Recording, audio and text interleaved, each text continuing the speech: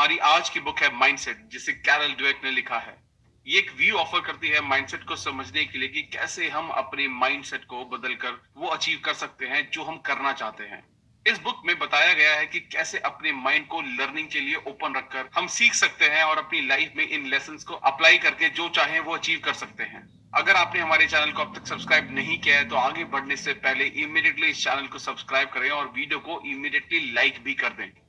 इस बुक की ऑथर है कैरल ड्वेक। उनका बर्थ 17 अक्टूबर 1946 में हुआ था। वो एक रिसर्चर और साइकोलॉजिस्ट हैं। उन्होंने कई ऑर्गेनाइजेशंस के साथ काम किया है। उनके रिसर्चेस को New York times, Washington post and the Boston globe में भी अप्रिशिएट किया गया है। उन्होंने माइंडसेट पर बहुत सारी बुक्स लिखी हैं। इस बुक में आप सीखोगे कि किस तरह से हमारे बिलीफ हमारी लाइफ को शेप कर देते हैं। आप देखोगे कि महान लोग, चाहे वो स्पोर्ट्स में हो, बिजनेस में या किसी और फील्ड में हो, वो रातों रात सक्सेसफुल नहीं हो गए। हो सकता है कि इनमें से कुछ लोग टैलेंटेड हो, बट सारे के सारे टैलेंटेड नहीं थे। उनका भी किसी वक्त फिक्स्ड माइंडसेट था। ग्रोथ माइंडसेट डेवलप करके उन्होंने ग्रेटनेस को अचीव किया। आप समझोगे कि क्या चीज एक पर्सन को दूसरे से अलग करती है। आप देखोगे कि कैसे माइंडसेट हमारी पूरी लाइफ की डायरेक्शन तय करते हैं, फिर चाहे ये नेगेटिव हो या पॉजिटिव। आप ये भी जानोगे कि कैसे एक पॉजिटिव माइंडसेट डेवलप किया जा सकता है। ये बुक बहुत सारे रिसर्च पर बेस्ड है। ऑथर ये भी बताते हैं कि किस तरह हम अपने माइंडसेट को पहचान कर उसको चेंज कर सकते हैं। So let's begin. Chapter 1, mindset. जब ऑथर एक यंग रिसर्चर थे तब वो लोगों के फेलियर पर रिसर्च करते थे कि कैसे लोग फेलियर को हैंडल करते हैं, उनसे डील करते हैं। उन्होंने एक स्कूल के स्टूडेंट्स को कुछ पजल्स दिए सॉल्व करने को। स्टार्टिंग वाली पजल्स काफी इजी थी, बट अगले वाली थोड़ी हार्ड थी। अब जब स्टूडेंट्स थोड़ा परेशान हुए, ऑथर ने उनको नोटिस करना शुरू किया। ऑथर स्टूडेंट्स के बीच में डिफरेंस को एक्सपेक्ट कर रहे थे, बट उन्होंने जो देखा उससे वो शॉक्ड रह गए। हार्ड पजल्स का सामना करने के बाद एक स्टूडेंट खड़ा हुआ और बोला, मुझे ये चैलेंज में मजा आ रहा है। अगला स्टूडेंट भी खड़ा हुआ और उसने भी ऐसा ही कहा। ऑथर शॉक्ड रह गए क्योंकि उन्होंने ये एक्सपेक्ट नहीं किया था। हर एक का कोई रोल मॉडल होता है और अब ये बच्चे ऑथर के रोल मॉडल बन गए थे। अब ऑथर ये समझना चाहते थे कि किस किस माइंडसेट की वजह से बच्चों ने इस फेलियर को एज अ गिफ्ट लिया। बच्चे इस फेलियर से डिस्करेज नहीं हुए। उन्होंने ये सीखा कि वो कुछ सीख रहे हैं। लोगों में इतना अंतर कैसे होता है? जब से ह्यूमैनिटी की शुरुआत हुई है तब से लोग अलग अलग तरीके से सोचते हैं, अलग अलग तरीके से एक्ट करते हैं। सवाल ये है कि क्यों कुछ लोग ज्यादा स्मार्ट होते हैं और बाकी कम? और क्या कुछ ऐसा है जिसने उनको परमानेंटली स्मार्ट बना दिया हो? कुछ एक्सपर्ट्स ने कहा कि ये फिजिकल स्ट्रक्चर की वजह से होता है, like size and shape of skull, genes etcetera. कुछ ने कहा कि जैसा आपका एनवायरनमेंट होता है आप वैसे बन जाते हैं। सेम टाइम कुछ साइंटिस्ट का कहना है कि आपकी कैपेबिलिटी उससे कहीं ज्यादा होती है जितना कि आप सोचते हैं। आपका एनवायरनमेंट जो भी हो, एक्सपीरियंस और ट्रेनिंग से आप काफी आगे जा सकते हैं, सक्सेसफुल हो सकते हैं। The two mindset. ऑथर कहते हैं कि उनके 30 साल की रिसर्च से उन्हें ये पता चला है कि आपका दुनिया को देखने का पॉइंट ऑफ व्यू आपकी लाइफ को डिटरमाइन करता है। बट ये कैसे होता है? कैसे एक सिंपल बिलीफ आपकी पूरी लाइफ को अफेक्ट करता है? आइए जानते हैं। आपका एक माइंडसेट हो सकता है जिसे हम फिक्स्ड माइंडसेट कहेंगे। ये माइंडसेट खुद को प्रूव करने की एक अर्जेंसी क्रिएट करता है। ये समझता है कि आपके पास फिक्स्ड अमाउंट होता है इंटेलिजेंस का, पर्सनालिटी का, और आपको सक्सेसफुल होने के लिए इन चीजों का ज्यादा होना जरूरी है। हम में से कई लोगों को बचपन से ही ये सिखाया गया है कि कैसे हमारे फ्रेंड्स हमसे ज्यादा टैलेंटेड हैं, कैसे किसी का आईक्यू लेवल हमसे ज्यादा है। सब यही कहते हुए पाए जाते थे कि स्मार्ट बनो, डम मत बनो। किसी ने एंजॉय और लर्निंग पर फोकस नहीं किया। हम हमेशा से ही ये चाहते रहे हैं कि हम खुद को करियर में और रिलेशनशिप में प्रूव कर सकें। हर सिचुएशन में हमको हमारे इंटेलिजेंस, पर्सनालिटी, कैरेक्टर के हाई होने को कंफर्म करना पड़ता है। हमारे लिए सिर्फ दो ही सिचुएशन रहती हैं, या तो सक्सेस या फेलियर। या तो हम स्मार्ट दिखेंगे या फिर डम, या तो हम एक्सेप्ट होंगे या फिर रिजेक्टेड, या तो हम जीतेंगे या फिर हम हारेंगे। दूसरा जो माइंडसेट है वो है ग्रोथ माइंडसेट। इस माइंडसेट के अकॉर्डिंग आप कुछ भी अचीव कर सकते हो, बस आपको थोड़ा हार्ड ट्राई करने की देर है, जोर लगाने की देर है। इस माइंडसेट के अकॉर्डिंग आप एफर्ट, स्ट्रैटेजीज और दूसरों की मदद से बहुत कुछ अचीव कर सकते हो। हो सकता है कि कुछ लोग स्टार्ट में कम टैलेंटेड हो या कमजोर हो, बट हर कोई बदल सकता है और ग्रो कर सकता है अपने एक्सपीरियंस से सीखकर। जैसा कि आप देख सकते हैं कि सीखने के पैशन से कोई भी क्वालिटी डेवलप की जा सकती है। लोगों को क्यों ये साबित करने में एनर्जी वेस्ट की जाए कि आप कितने महान हैं जब आप बेहतर बन सकते हैं? तो क्यों अपनी कमियां छुपाई जाएं जब आप उनको ओवरकम कर सकते हैं? क्यों ऐसे लोगों के साथ रहा जाए जो आपकी सेल्फ एस्टीम को हर्ट करते हैं, बजाय उनके जो आपको ग्रो करने के लिए इंस्पायर करते हो? क्यों किसी के प्रूव किए हुए रास्ते पर चला जाए जब आप खुद नए रास्ते तलाश कर सकते हो। जब सब कुछ आपके फेवर में नहीं जा रहा हो तब भी अपने रास्ते पर चलने का जुनून एक ग्रोथ माइंडसेट का हॉलमार्क है। यही माइंडसेट है जो लोगों को मोस्ट चैलेंजिंग कंडीशन में भी अपने गोल को अचीव करने के लिए इंस्पायर करता है। Chapter 2, inside the mindset. जब ऑथर छोटी थी तब वो अपने फ्यूचर पार्टनर के बारे में सोचा करती थी। Tall, handsome, very successful. वो अपने करियर के बारे में भी सोचती थी कि एक ग्लैमरस करियर बट ज्यादा हार्ड नहीं और ना ही रिस्की हो। जब ऑथर बड़ी हुई तो उन्होंने देखा कि उनका बॉयफ्रेंड बहुत अच्छा इंसान है जैसा कि उन्होंने सोचा था, बट अभी भी उसमें कुछ कमियां थी। उसकी जॉब में भी कांस्टेंट चैलेंजेस आते रहते थे। फिर भी ऑथर सेटिस्फाइड थी। क्यों? क्योंकि ऑथर ने अपना माइंडसेट चेंज कर लिया और ये सब उन्हें उनके काम करते वक्त सीखने को मिला। उन्होंने देखा कुछ स्टूडेंट्स अपनी एबिलिटी प्रूव करना चाहते थे जबकि कुछ स्टूडेंट्स अपनी एबिलिटी इंप्रूव करना चाहते थे। एक फिक्स्ड एबिलिटी को प्रूव करने की जरूरत होती है जबकि चेंजेबल एबिलिटी सीख कर डेवलप की जा सकती है। यहाँ से ऑथर को रियलाइज हुआ कि उनके पास कौन सा माइंडसेट था। उन्होंने ये रियलाइज किया कि जब आप अपना माइंडसेट चेंज करते हो तब आप एक नई दुनिया खोज लेते हो। इस वर्ल्ड में फेलियर का मतलब होता है कोई सेटबैक, कोई बुरी ग्रेड, कोई रिजेक्शन, और इन सब चीजों का मतलब होता है कि आप लायक नहीं हो।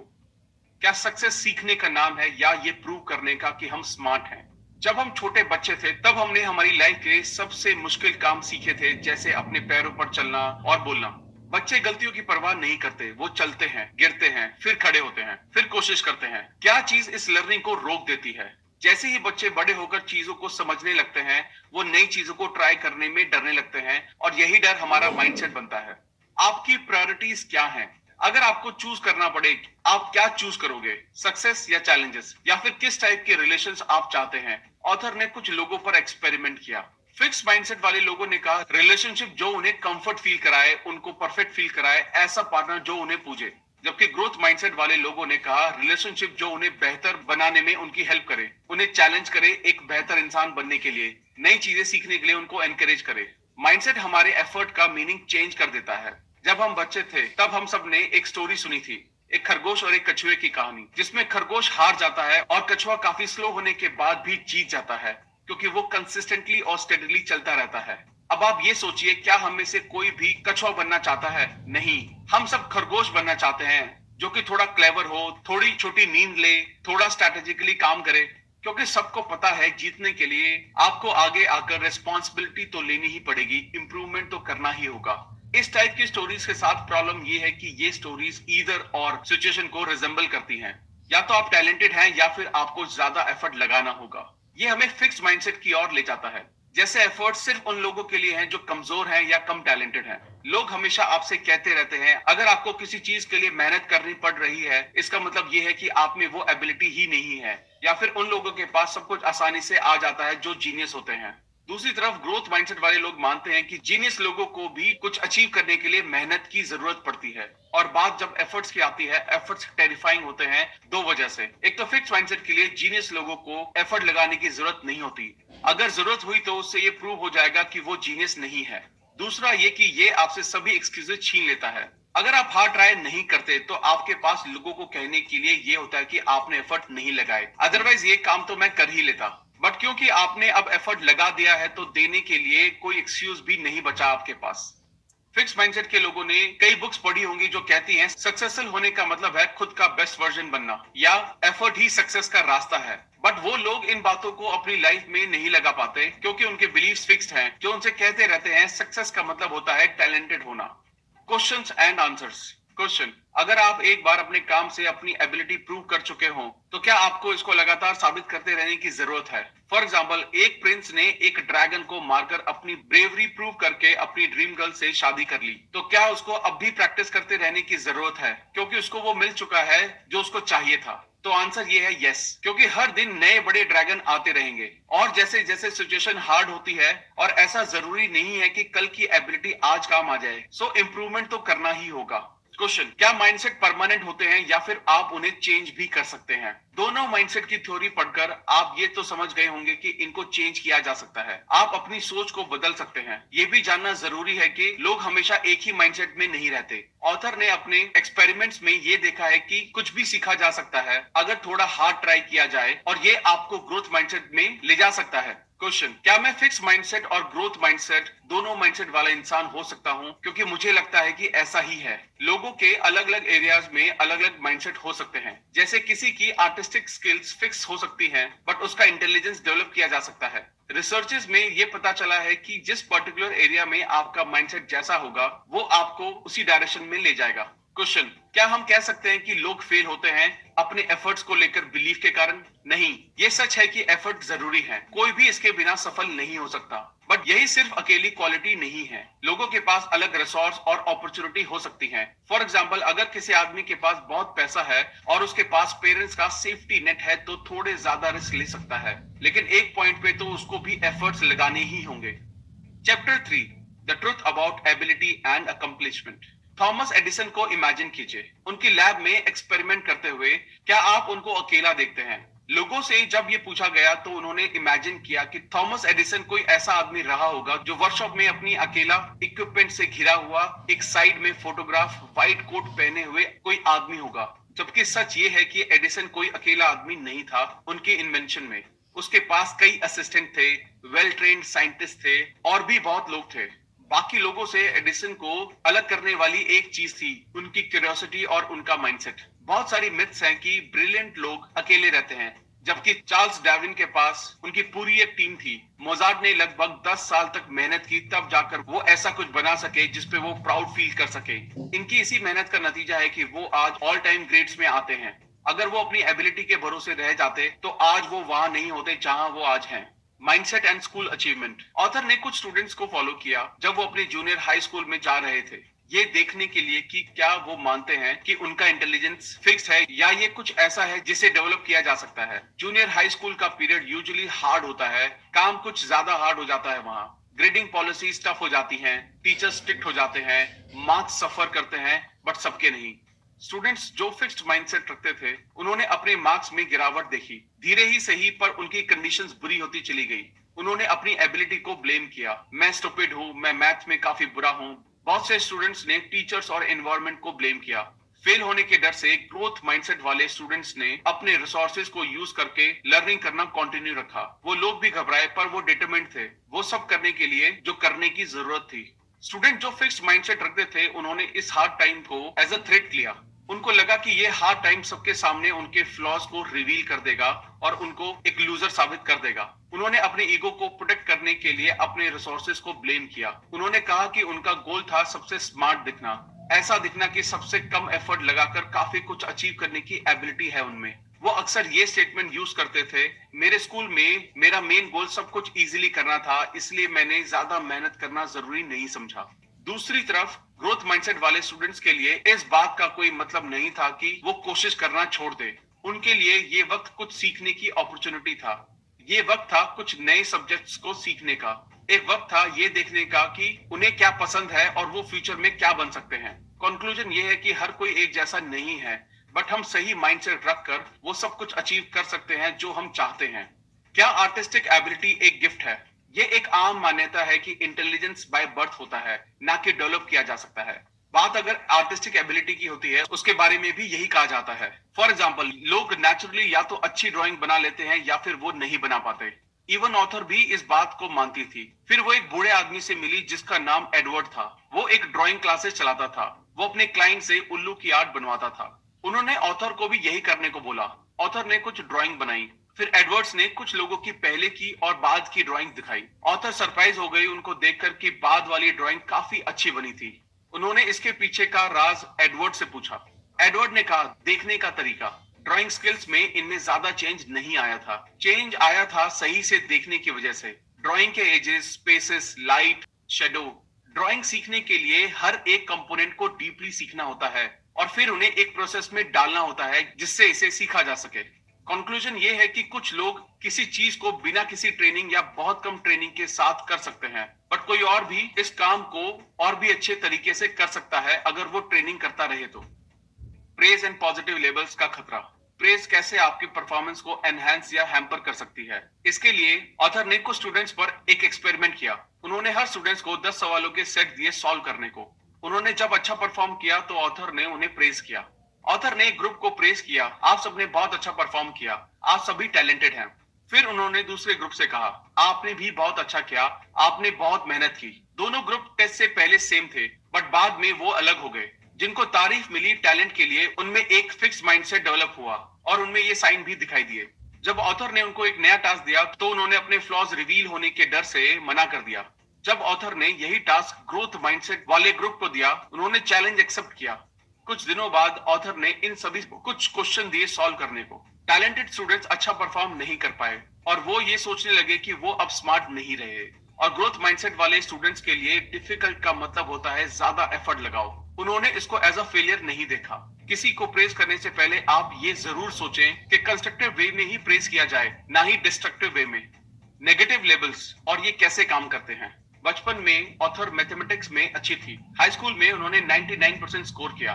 तब उनके टीचर मिस्टर हेलमैन ने कहा कि लड़कियां मैथ में लड़कों के कंपेयर में अच्छी नहीं होती, और तब से ऑथर के ग्रेड कम होना शुरू हो गए।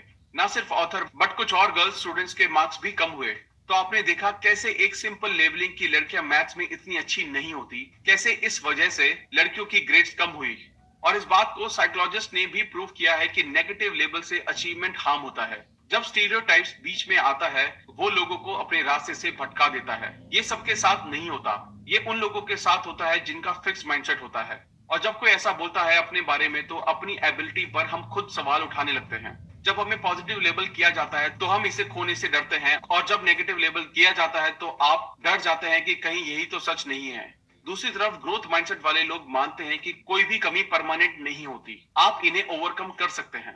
कंक्लूजन ये है कि नेगेटिव लेबल से डरे नहीं, ग्रोथ माइंडसेट अपनाएं और कंस्ट्रक्टिव वे में इसे लें। Chapter 4, sports, the mindset of a champion. Sports में हर कोई ये मानता है कि टैलेंट गिफ्टेड होता है, इवन एक्सपर्ट्स और कोचेस भी। वो ये मानते हैं कि एथलीट जैसी फिजिक होना, एथलीट के जैसे मूव करना, ये सब नेचुरल होता है। यहाँ एक स्टोरी है बेसबॉल प्लेयर बिली बीन की। वो एक एक्सेप्शनल प्लेयर थे। सब लोग उसे एक नेचुरल टैलेंटेड और फ्यूचर स्टार की तरह देखते थे, बट जैसे ही वो मेजर टूर्नामेंट में गया, उसकी परफॉर्मेंस डिक्लाइन होने लगी। क्या बिली ने अपनी प्रॉब्लम्स को एक कंस्ट्रक्टिव वे में देखा और कोई सॉल्यूशन निकाला?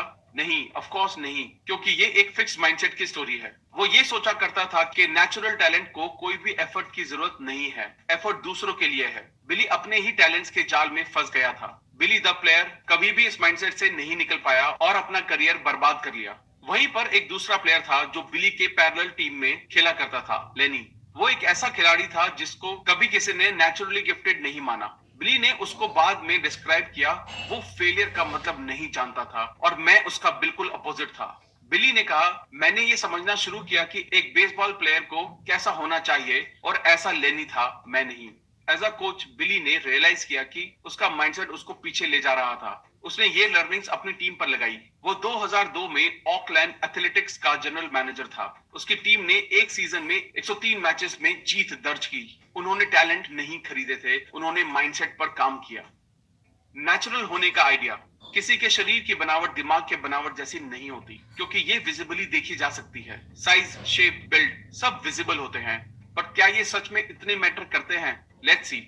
मक्सी बर्गस, हाइट 5'3", एनबीए में बास्केटबॉल खेला। डॉग फ्लेट, कम हाइट का क्वार्टरबैक, न्यू इंग्लैंड पेट्रॉइट्स के लिए खेला। पेटे ग्रे, जिसका एक हाथ नहीं था, वो मेजर लीग बेसबॉल खेला।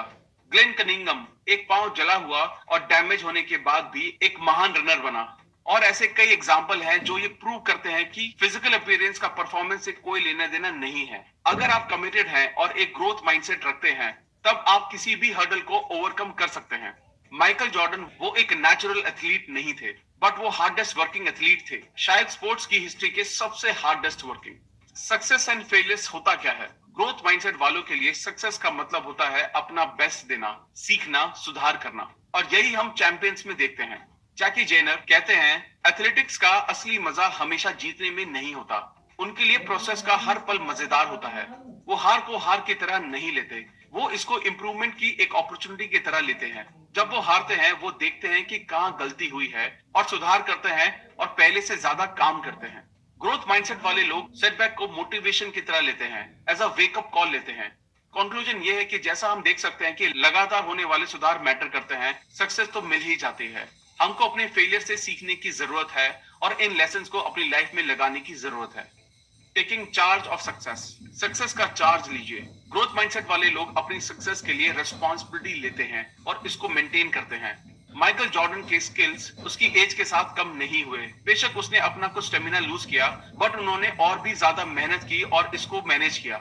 मैक्रॉय इंग्लिश टेनिस प्लेयर किसी वक्त में गेम को डोमिनेट किया करता था। जब वो फेल हुआ, उसने ये नोटिस किया कि वो क्या गलत कर रहा था। उन्होंने दूसरों को ब्लेम करना शुरू कर दिया। ऐसा करके उसने खुद का कुछ भी भला नहीं किया। उसको लगा कि कोई और आकर उसकी ये प्रॉब्लम सॉल्व करेगा। वो सिस्टम पर नाराज हुआ। बट ये आपकी जिंदगी है, आपको इसकी जिम्मेदारी लेनी ही होगी। कभी रिस्पॉन्सिबिलिटी लेने के बारे में सोचा है? नहीं, क्योंकि आप फिक्स माइंडसेट में फंसे हो। आप खुद को एक फिनिश प्रोडक्ट की तरह देखते हो। आप चेंजेस होते हुए नहीं देखना चाहते, क्योंकि आप खुद चेंज होने से डरते हो। Chapter 5, business mindset and leadership, Enron and the talented mindset. 2001 में एक कंपनी एनरॉन टैलेंटेड स्टूडेंट्स को हायर करने के लिए जानी जाती थी। फाइनेंशियली सफर करने लगी। हर कोई उम्मीद कर रहा था कि कंपनी की इतनी बुरी हालत नहीं हो सकती, पर फिर भी हुई। क्या ये करप्शन की वजह से था? क्या ये इनकॉम्पिटेंस की वजह से था? एनरॉन ने एक कल्चर बना दिया था टैलेंटेड स्टूडेंट्स को हायर करने का। इसने उन स्टूडेंट्स को फिक्स माइंडसेट डेवलप होने दिया। वो नई चीजें नहीं सीख पाए। एनरॉन की थिंकिंग ये थी कि आपको सक्सेस के लिए टैलेंट माइंडसेट चाहिए, और सच ये है कि इस तरह की सोच के साथ आप मार्केट में आगे नहीं बढ़ सकते। Fixed mindset leaders in action. Warren Bennis, leadership guru, जिन्होंने दुनिया के ग्रेटेस्ट लीडर्स को स्टडी किया। इनमें से हर एक लीडर में उन्होंने देखा कि कुछ बातें हैं जो इन सब लोगों में हैं। वो लोग खुद को प्रूव करने की कोशिश नहीं करते। वो तो बस वो करते हैं जिसे वो प्यार करते हैं अपने काम से, और इसी बात ने उनकी कंपनी को टॉप पर पहुंचाया। ली लाको का ऐसे नहीं थे। वो एक फिक्स माइंडसेट वाले पर्सन थे। हेनरी फोर्ड जूनियर के लिए काम करते थे। वो अपने आप को हेनरी फोर्ड के सक्सेसर की तरह देखते थे। बट एक दिन हेनरी फोर्ड ने उन्हें फायर कर दिया। उनका फिक्स माइंडसेट ये एक्सेप्ट नहीं कर पा रहा था। उनका माइंडसेट उनको ये बता रहा था कि वो इतने भी सुपीरियर नहीं है, अदरवाइज कोई उनको फायर ही क्यों करता। एक दिन उनकी वाइफ ने उनसे कहा, हेनरी फोर्ड से फायर किए जाने के बाद भी तुम पहले से बेहतर हो चुके हो। तुम अमीर हो, तुम फेमस हो, और तुम इन्फ्लुएंशियल भी। तो अब उन्होंने तय किया कि वो किसी और कंपनी को ज्वाइन करेंगे। उन्होंने क्राइसलर मोटर्स को ज्वाइन किया, जो उस टाइम बुरे दौर से गुजर रही थी। उनको सीईओ बनाया गया। उन्होंने जल्दी से नए और सही लोगों को हायर किया, नए मॉडल्स इंट्रोड्यूस किए, और क्राइसलर को फिर से सक्सेसफुल बनाया। और उन्होंने खुद को ध्यान में रखते हुए एक बुक लिखी, today I am a hero.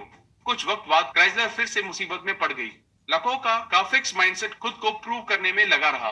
उन्होंने अपना टाइम और कंपनी का पैसा अपनी पब्लिक इमेज को बेहतर बनाने में लगाया। उन्होंने वॉल स्ट्रीट को इंप्रेस करने के लिए और क्राइसलर मोटर्स के स्टॉक्स के प्राइस बढ़ाने के लिए काफी पैसा खर्च किया, जो पैसा नई कार्स के मैन्युफैक्चरिंग पर खर्च होना चाहिए था। वो बस अपनी सीईओ की पोस्ट से बचना चाहते थे, ताकि वो दुनिया को ये प्रूव कर सके कि वो एक लूजर नहीं थे। फाइनली जब कंपनी को बचने की कुछ उम्मीद बची थी, तब बोर्ड ने लकोका को बाहर कर दिया। उनके बाद जो सीईओ आया, उसने कंपनी को बेहतर चलाया।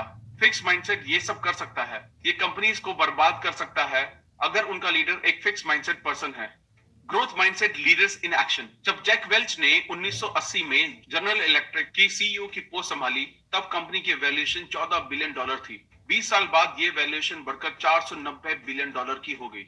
ये कंपनी वर्ल्ड की सबसे वैल्यूएबल कंपनी बन गई। फॉर्च्यून मैगजीन ने उनके बारे में कहा, most admired studied CEO of his time.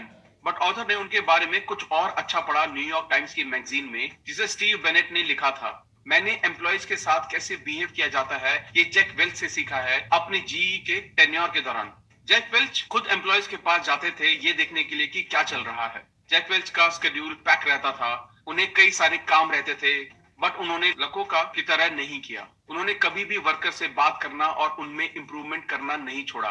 Jack Welch का भी किसी वक्त फिक्स माइंडसेट था। 1971 में जब उनका नाम प्रमोशन के लिए कंसीडर किया गया, जीई के एचआर ने कहा, जैक वेल्च एक एरोगेंट पर्सन है, क्रिटिसिज्म एक्सेप्ट नहीं करते हैं, अपने टैलेंट के ऊपर काफी डिपेंड है, और हार्ड वर्किंग नहीं है, जो कि अच्छे साइन नहीं है। फॉर्चुनेटली जब जब सक्सेस उनके सर चढ़ी, उन्होंने इसको एक वेकअप कॉल की तरह लिया। उनके एक्सपीरियंस से उन्होंने सीखा कि वो एक गाइड है, ना कि एक जज। उन्होंने रियलाइज किया कि लोगों को कंपनी से बाहर करना सही नहीं है, उनकी मिस्टेक्स को इम्प्रूव करके उनको ऊपर ले जाना ज्यादा जरूरी है। और उनकी इन टैक्टिक्स ने जी को आज वहां पहुंचा दिया जहां वो आज है। चैप्टर 6, माइंडसेट इन लव और नॉट। रिलेशनशिप के स्मूथ चलते रहने के बारे में आप क्या सोचते हैं? ये कभी भी स्मूथ नहीं चलती। ये रास्ते डिसअपॉइंटमेंट्स और हार्टब्रेक से भरे पड़े हैं। कुछ लोग इन डिसअपॉइंटमेंट्स को दिल पर ले लेते हैं और फ्यूचर में भी सेटिस्फाइंग रिलेशनशिप नहीं बना पाते। इसके लिए ऑथर ने 100 लोगों पर एक एक्सपेरिमेंट किया और उनसे अपना कोई बुरा एक्सपीरियंस शेयर करने को कहा। लोगों ने अपनी स्टोरी सुनाई। वहां पर दोनों माइंडसेट के लोग थे।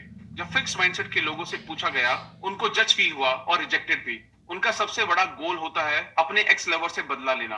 ग्रोथ माइंडसेट वाले लोगों के लिए ये समझने के बारे में होता है कि वो माफ करते हैं और आगे बढ़ जाते हैं। ऑल्दो वो भी हर्ट फील करते हैं, बट फिर भी वो इससे सीखते हैं। वो इसको एक सीख की तरह लेते हैं, क्योंकि हर रिलेशनशिप आपको कुछ सिखाती है और सही पार्टनर ढूंढने में आपकी मदद करती है। Mindsets falling in love. अभी तक हमने देखा है कि फिक्स माइंडसेट वाले लोग सोचते हैं कि आपकी क्वालिटीज फिक्स माइंडसेट होती हैं, बट रिलेशनशिप में 3 फैक्टर्स होते हैं, आप, आपका पार्टनर और आपकी रिलेशनशिप। फिक्स माइंडसेट के लिए ये तीनों ही फैक्टर्स परफेक्टली अलाइंड होने चाहिए। बट ग्रोथ माइंडसेट वाले लोग ये मानते हैं कि आप हमेशा क्वालिटी और कैरेक्टर डेवलप कर सकते हो, खुद में, अपने पार्टनर में और अपने रिलेशनशिप में। फिक्स माइंडसेट वाले लोग 2 तरह से सोचते हैं। अगर आपको अपनी रिलेशन पर काम करना पड़े तो ये रिलेशनशिप परफेक्ट नहीं है। इन लोगों के साथ एक समस्या ये है कि इनको लगता है सब चीजें ऑटोमेटिकली ठीक हो जाएंगी। रिलेशनशिप में प्रॉब्लम्स होने का वो ये मतलब लगाते हैं कि उनका पार्टनर फेथफुल नहीं है। The partner as enemy. Fix mindset वाले लोगों के साथ ये प्रॉब्लम होती है कि जब भी रिलेशनशिप में कोई प्रॉब्लम आती है, वो अपने पार्टनर को दुश्मन की तरह ट्रीट करने लगते हैं। जब इनके लिए और चीजें काम नहीं कर रही होती हैं, तो वो किसी और को ब्लेम नहीं कर सकते। बट जब रिलेशनशिप ठीक से काम नहीं कर रही होती है, वो अपने पार्टनर को ब्लेम करते हैं। रिमेंबर, फिक्स माइंडसेट वाले लोगों के लिए किसी को माफ करना कितना मुश्किल होता है। वो लेबल फील करते हैं जब कोई उनको रिजेक्ट कर देता है, बट जब वो अपने पार्टनर को अच्छे पर्सन की तरह देखते हैं, तो अपनी रिलेशनशिप में वो खुद को बुरा मानने लगते हैं। वो ये सोचते हैं कि अगर मेरा पार्टनर अच्छा पर्सन है तो फिर ये रिलेशनशिप शायद मेरी ही वजह से प्रॉब्लम में है। यही पेरेंट्स के केस में भी होता है। जब पेरेंट्स सपोर्टिव होते हैं फिर भी बच्चे अच्छा परफॉर्म नहीं कर पाते, तो वो ये सोचने लगते हैं कि मेरे पेरेंट्स तो सपोर्टिव हैं, फिर भी अगर मैं अच्छा नहीं कर पा रहा हूं तो इसमें जरूर ही मुझ में कोई कमी होगी। Competition, who is the greatest. Relationship में अगर आपके पास एक फिक्स माइंडसेट है तो आप खुद को प्रूव करना चाहते हैं अपने पार्टनर के सामने। ऐसे में अपने पार्टनर के साथ कंपटीशन करने लगते हैं, कौन ज्यादा स्मार्ट है, टैलेंटेड है और लाइकेबल है। सुजैन का बॉयफ्रेंड सोचता था कि वो सबका अटेंशन ग्रैब कर लेती है हर एक पार्टी में, और वो खुद को इंफीरियर फील करता था। उन लोगों ने एक कॉन्फ्रेंस अटेंड की। वहां उन्होंने देखा कि सब लोग सुजैन को प्रेस कर रहे हैं। मार्टिन चिढ़ गया। पार्टी फिनिश होने के बाद जब ये दोनों कार में बैठे, तब भी ड्राइवर ने सुजैन की ही तारीफ की। मार्टिन और चिढ़ गया। लकीली मार्टिन ज्यादा कॉम्पिटिटिव नहीं था, अदरवाइज सिचुएशन वर्स हो सकती थी। और यहाँ पर फिक्स माइंडसेट ये बात एक्सेप्ट नहीं कर पाता कि आपका पार्टनर आपसे बेहतर है। Developing in relationships. जब लोग रिलेशनशिप में होते हैं, उनको अक्सर ऐसा पार्टनर मिलता है जो उनसे अलग होता है। वो ये सीख नहीं पाते कि डिफरेंसेस के साथ कैसे डील करना है। एक अच्छी रिलेशनशिप में लोग ऐसे स्किल्स डेवलप करते हैं, दोनों पार्टनर एक साथ ग्रो करते हैं और रिलेशनशिप बेहतर हो जाती है। Chapter 7, parents, teachers and coaches, where do mindsets come from. जब पेरेंट्स से पूछा गया तो उन्होंने हमेशा ये कहा, हम अपने बच्चों को ग्रो होते हुए देखना चाहते हैं। हम ऐसा कुछ भी नहीं करेंगे जिससे उनकी स्टडी या लाइफ को नुकसान हो। बट क्या ये सच है? Let's see. कई पेरेंट्स अपने बच्चों के लिए कहते हैं कि उनकी क्वालिटीज परमानेंट हैं और दूसरे बच्चे ब्रिलियंट हैं, पर उनका बच्चा नहीं है। दूसरी तरफ पेरेंट्स तारीफ में कहते हैं कि तुम अच्छी प्रोग्रेस कर रहे हो और हम इससे खुश हैं। यहीं से वो फिक्स माइंडसेट और ग्रोथ माइंडसेट अडॉप्ट करना शुरू कर देते हैं। टीचर्स और कोचेस भी सेम वे में स्टूडेंट्स को ट्रीट करते हैं। Parents and teachers, messages about success and failure. तुमने ये सब जल्दी सीख लिया, तुम बहुत स्मार्ट हो, तुम बहुत टैलेंटेड हो, तुमने अच्छा कर दिखाया इतना कम पढ़ने के बाद भी। क्या ये मैसेजेस सपोर्टिव नहीं है? बिल्कुल है, बट जरा इसकी दूसरी साइड भी देखिए। अगर मैं कोई और चीज जल्दी से सीख नहीं पाता, इसका मतलब मैं स्मार्ट नहीं हूँ। अगले किसी टेस्ट में अगर मैं हार्डवर्क से अच्छे मार्क्स नहीं लाता हूँ तो मैं टैलेंटेड नहीं हूँ। ऐसे सपोर्टिव मैसेजेस भी बच्चों को फिक्स माइंडसेट की तरफ धकेल देते हैं और वो टैलेंट के साथ और भी ज्यादा ऑब्सेस हो जाते हैं। Reassuring children. कैसे बच्चे को किसी टेस्ट या परफॉर्मेंस के पहले सिक्योर फील करवाया जाए। बच्चों को उनके टैलेंट के बारे में रीअश्योर करना बैकफायर कर सकता है। वो इस बात से डरेंगे कि कहीं वो अच्छा परफॉर्म नहीं कर पाए तो लोग उनको लेस टैलेंटेड समझेंगे। अक्सर पेरेंट्स कहते हैं, देखो तुम स्मार्ट हो इसलिए फिक्र करना बंद करो, तुम्हें पता है तुम अच्छा परफॉर्म करोगे। वो सपोर्टिव है बट साथ ही साथ डिस्ट्रक्टिव भी। क्या ये एक तरीका हो सकता है? हर कोई हमको जज करेगा बट हम नहीं करेंगे। हमें खुशी है कि तुमने सीखा और तुम अभी भी सीख रहे हो। Constructive criticism more about failure messages. हमने ये कई बार सुना है, कंस्ट्रक्टिव क्रिटिसिज्म, बट क्या हम सच में कंस्ट्रक्टिवली क्रिटिसाइज करते हैं? कंस्ट्रक्टिव मींस किसी बच्चे की हेल्प करना, किसी प्रॉब्लम को सॉल्व करने में, एक बेटर पर्सन बनने में। यहाँ 2 एग्जाम्पल हैं। बेटे, मुझे बहुत बुरा लगता है जब तुम अपना काम फिनिश नहीं करते। तुम कब तक ये काम फिनिश कर लोगे? या फिर, बेटे, क्या कुछ ऐसा है जिसे समझने में मैं तुम्हारी मदद कर सकता हूँ? क्या तुम चाहते हो तुम्हारा असाइनमेंट समझने में मैं तुम्हारी हेल्प करूँ? आपने देखा कि किस तरह कंस्ट्रक्टिव क्रिटिसिज्म किया जा सकता है, और एज अ पेरेंट और एज अ ह्यूमन बीइंग हमें यही करना चाहिए। Mindset can be a life and death matter. Parents अपने बच्चे का हमेशा भला चाहते हैं, बट कभी कभी इनको मुसीबत में भी डाल देते हैं। यहाँ एक स्टोरी है सुजैन की। उसके पेरेंट्स चाहते थे कि उनकी लड़की हार्वर्ड बिजनेस स्कूल जाए, बट सुजैन को साइंस में इंटरेस्ट था और उसके पेरेंट्स के प्रेशर की वजह से वो डिप्रेशन में चली गई। इस वजह से कभी कभी उसकी ग्रेड्स A+ आ जाती, पर कभी कभी F ही रह जाती। ऐसी सिचुएशन बच्चों को सुसाइड टेंडेंसी की तरफ भी ले जाती है। What makes a great teacher और पेरेंट? कई टीचर्स सोचते हैं कि अपने पढ़ाने के स्टैंडर्ड को लो करके वो स्टूडेंट्स को बेहतर समझा सकते हैं और इससे स्टूडेंट्स को सक्सेसफुल फील होगा, बट ये चीज काम नहीं करती है। स्टैंडर्ड लोअर करके आप सिर्फ कम एजुकेटेड स्टूडेंट्स बना रहे होते हैं। अच्छे टीचर विश्वास करते हैं ग्रोथ में और वो लर्निंग के बारे में सोचकर रोमांचित होते हैं और स्टूडेंट्स में भी यही माइंडसेट डेवलप करते हैं। Chapter 8, changing mindset, a workshop, the nature of change. जब ऑथर अपनी फर्स्ट ग्रेड में थी, उसकी फैमिली नए टाउन में मूव कर गई। वहां के स्टूडेंट्स और माहौल ऑथर से अनफेमिलियर थे। स्टूडेंट्स उनसे काफी आगे थे। टीचर्स आई और उनसे एक लेटर लिखने को कहा। सब स्टूडेंट्स ने लेटर लिखे, बट ऑथर को पता नहीं था कि क्या करना है। अपने फिक्स माइंडसेट के चलते वो पूछ भी नहीं सकी। बाद में उन्होंने रियलाइज किया कि उन्हें टीचर से पूछना चाहिए था। आपको ग्रोथ माइंडसेट को डेवलप करना ही होगा। इसके लिए आपको हेल्प के लिए पूछना ही पड़ेगा। हो सकता है स्टार्टिंग में आपका माइंडसेट फिक्स हो, पर जैसे जैसे आप ग्रोथ माइंडसेट डेवलप करते हैं, ये आपके फिक्स माइंडसेट को ओवरलैप कर लेता है। Mindset go further. एक फिक्स माइंडसेट अपने ही स्टैंडर्ड्स बना लेता है जो पूरी तरह जजिंग के ऊपर बेस होते हैं। इसका मतलब मैं एक लूजर हूँ, इसका मतलब मैं तुमसे एक बेटर पर्सन हूँ, एक्सेट्रा। ऑथर ने ऑब्जर्व किया कि फिक्स माइंडसेट वाले लोग किसी सिचुएशन को ज्यादा इवैल्यूएट करते हैं। कुछ अच्छा होना उनके लिए एक पॉजिटिव लेबल होता है और कुछ बुरा होना एक नेगेटिव लेबल। ग्रोथ माइंडसेट वाले लोग लगातार देखते हैं कि क्या हो रहा है, बट वो जज नहीं करते हैं खुद को या किसी और को। वो भी सेंसिटिव होते हैं पॉजिटिव और नेगेटिव इंफॉर्मेशन के लिए, बट वो इन एक्सपीरियंसेस को कंस्ट्रक्टिवली लेते हैं, एक बिल्डिंग ब्लॉक के जैसे मैं क्या सीख सकता हूँ इस सिचुएशन से, मैं कैसे इंप्रूव कर सकता हूँ। अब माइंड वर्कशॉप। अभी ऐसा वक्त चल रहा है जब स्टूडेंट सबसे ज्यादा प्रॉब्लम फेस कर रहे हैं। कई लोग अपने ब्रेन को एक मिस्ट्री की तरह देखते हैं। उनको ये पता नहीं होता कि ये कैसे काम करता है। कई लोग ये सोचते हैं कि लोग या तो स्मार्ट पैदा होते हैं या एवरेज या फिर डम पैदा होते हैं और पूरी लाइफ ऐसे ही रहते हैं। बट नई रिसर्च से ये शो हुआ है कि ब्रेन एक मसल की तरह होता है।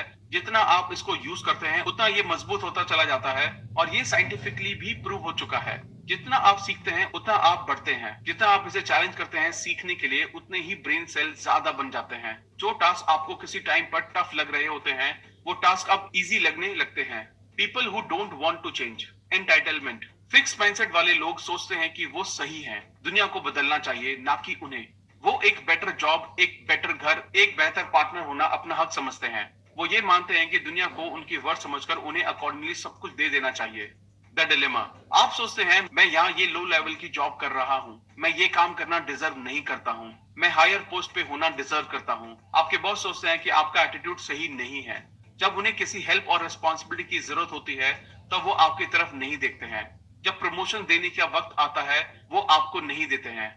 The reaction of two mindset. वो मुझसे डरता है, आप कड़वाहट में कहते हैं, क्योंकि आपका फिक्स माइंडसेट आपसे ये सब कहता है। आपके दिमाग में लोगों को आपके टैलेंट को पहचानना चाहिए और आपको रिवॉर्ड देना चाहिए। बट जब वो ये नहीं करते हैं तो आप इसको अनफेयर बताते हो। बट जब आप ग्रोथ माइंडसेट अपनाते हैं, आप नए तरीके से सोचने लगते हैं। आप सोचने लगते हैं कि कुछ स्टेप्स को अपनाकर सिचुएशन को अपनी फेवर में किया जा सकता है। आप हार्डवर्क करना कंसीडर करते हैं और लोगों के साथ ज्यादा हेल्पफुल होते हैं, तो आप अपने बिजनेस के बारे में बहुत कुछ सीख सकते हैं और एक अच्छा प्रमोशन भी पा सकते हैं। आप इस बात में यकीन करने लगते हैं कि कुछ लोग आगे होते हैं क्योंकि वो अपने काम के लिए कमिटेड होते हैं और एफर्ट्स लगाते हैं। थोड़ा थोड़ा एफर्ट लगाकर वो सिचुएशन को अपने फेवर में ही कर लेते हैं।